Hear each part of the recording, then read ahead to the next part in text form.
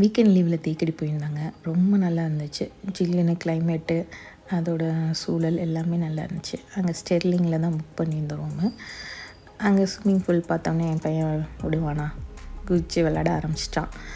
அப்புறம் அங்கே வந்து கலரி இது சென்டர் ஒன்று இருந்துச்சு தேக்கடியில்.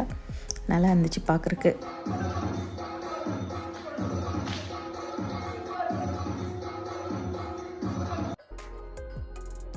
கதகளியும் பக்கத்துலேயும் நடந்துகிட்டு இருந்துச்சு.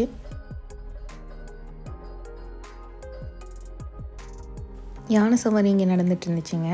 ஃபஸ்ட்டு இவன் போக மாட்டேன்னு தான் அடம் பிடிச்சான். அதுக்கப்புறம் போனதுக்கப்புறம் ரொம்ப என்ஜாய் பண்ண ஆரம்பிச்சிட்டான். அவனுக்கு ரொம்ப பிடிச்சிருந்துச்சு. பெர் ஹெட்டு ஒன்றுக்கு 500 வாங்குகிறாங்க. அப்புறம் அவன் போட்டிருக்க கிளாஸ் அங்கே தான் வாங்கினது. அடம் பிடிச்சி வாங்கினான்.